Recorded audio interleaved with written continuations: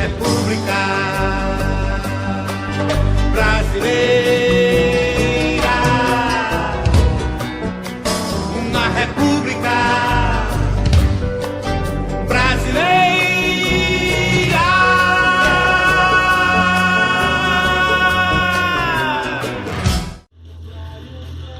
Esse aqui é o Congresso Nacional, que fica lá em Brasília. Esse pratinho virado para cima aqui é a Câmara dos Deputados. Esse pratinho virado para baixo é o Senado. Na Câmara nós temos 513 deputados. Aqui no Senado nós temos 81 senadores, todos eleitos por nós para nos representar. Isso aqui é parte do poder legislativo, um dos 3 poderes que existem no Brasil. O poder executivo é representado no âmbito nacional pelo presidente, em outras esferas pelos governadores e pelos prefeitos. O poder legislativo é esse, representado pelos deputados federais, estaduais, vereadores, enfim. Para um presidente conseguir governar, ele tem que ter uma boa articulação com o Congresso, porque ele não governa sozinho. Qualquer medida que ele toma tem que ser enviada para o Congresso para aprovação. Então, a gente entra no assunto de hoje. O nosso presidente do dia, um cara que foi um hábil articulador e conseguiu fazer uma articulação muito boa com esse Congresso, o senhor Luiz Inácio Lula da Silva. Lula tinha tentado a primeira vez, a segunda, a terceira, perdeu todas. Como ele é brasileiro e não desiste nunca, tenta a quarta. Na quarta ele ganha. Mas para ele ganhar, ele precisou mudar seu discurso. A primeira medida dele é chamar um coordenador de campanha, o senhor Duda Mendonça, para dar um trato. Então o cara coloca um terno, fica mais formal, deixa a barba ficar branquinha, e muda o tom, vira o Lulinha Paz e Amor. Mas o principal, chama o José Alencar para ser seu vice, um grande empresário brasileiro, representante aí do baronato, e faz a aliança com os setores mais conservadores. O pessoal não tem mais aquela estranheza que tinha com ele. Lança uma carta na sociedade, né? Carta ao povo brasileiro com a sua proposta de governo, e nessa carta a palavra mercado aparece 6 vezes, na mesma quantidade de vezes que aparece a palavra povo. Então daí já dava pra gente ter uma noção de como que seria o governo do Lula. Não ia fazer a revolução bolchevique marxista, igual as pessoas diziam e tal. O cara ia olhar para o pobre, mas também ia olhar para essas classes dominantes. E é assim que ele começa. Mas quando ele entra, o mundo está passando por uma transformação econômica. Novas potências econômicas estão surgindo, entre elas a China. A China é um país que estava se desenvolvendo ao longo dos anos, mas nenhum governante nunca quis se aproximar tanto com a China por questões ideológicas, também porque a China é comunista. E o Lula manda as favas, já tem uma visão além e já faz uma aliança econômica ali com a China, uma parceria. Isso aí vai acarretar agorinha em algo que a gente vai falar. Ele dá sequência a alguns projetos ali na área econômica do Fernando Henrique, né? Principalmente esse da economia mais liberal, mas também faz programas sociais, e o mais importante deles é o Fome Zero, que ele começa. O Fome Zero era um programa de erradicação da fome e tal, ele não vinga, não dá muito certo. O que ele faz? Pega algumas propostas que tinha iniciado ali com o Fernando Henrique, cartão alimentação, mas outras coisas, e junta mais essa ideia do Fome Zero e lança o Bolsa Família, que era uma ajuda pequena para as famílias mais pobres, mas para quem não tinha nada, qualquer tanto já é algo. Porque com essa ajudinha, essas famílias vão pagar a conta do açougue, a conta do supermercado. Isso aí vai girar a economia. E foi o grande sucesso do governo Lula.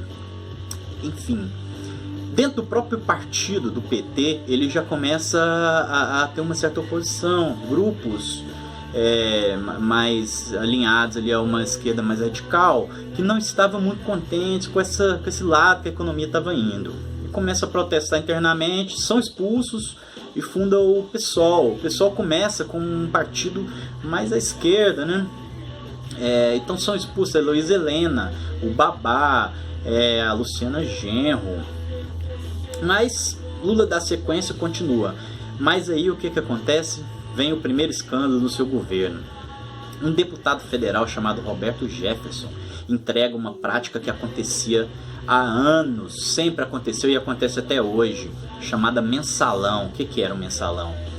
Uma graninha mensal que esses parlamentares recebiam para aprovarem essas medidas, essas leis por parte do Poder Executivo, né, no caso do presidente.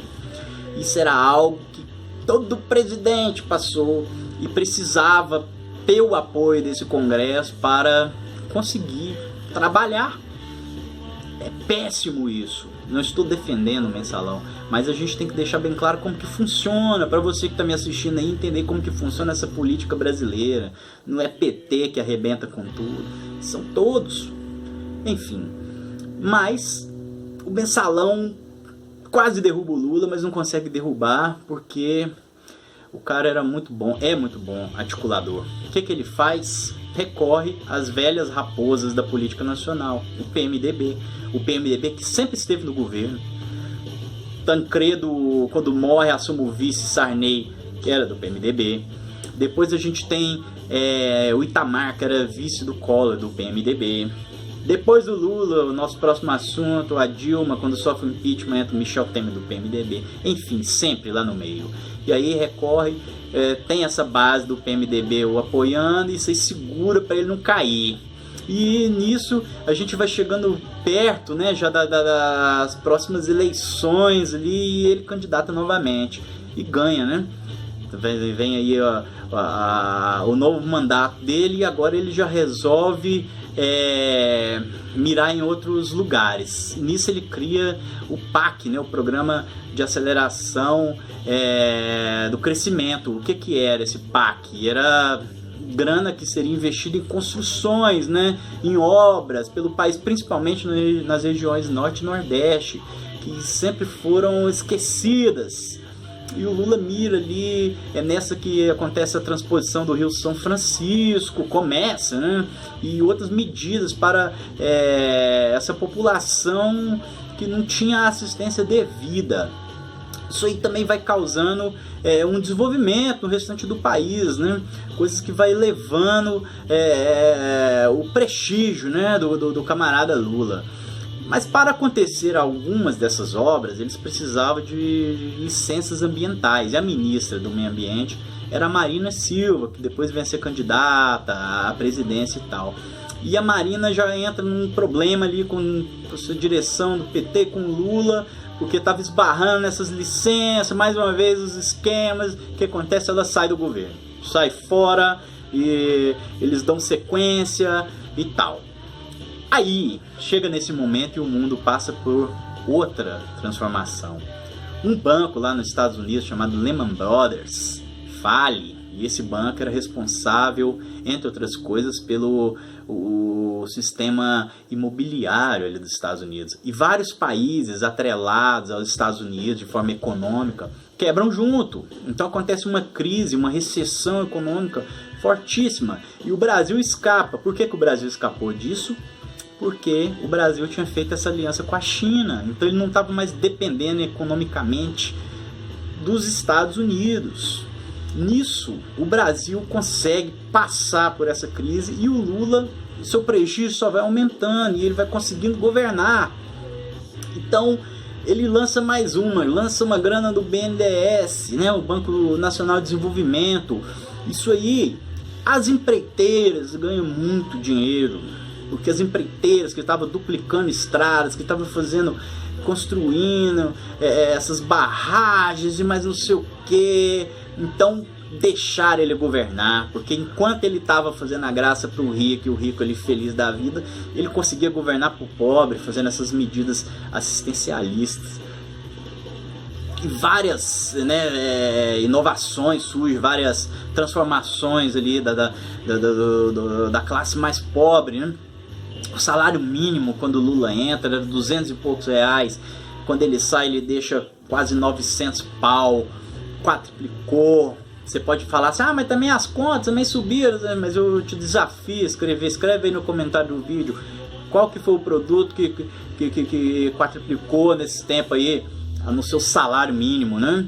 Também faz medidas para diminuir as taxas de desemprego. Com a economia funcionando no país, as pessoas vão tendo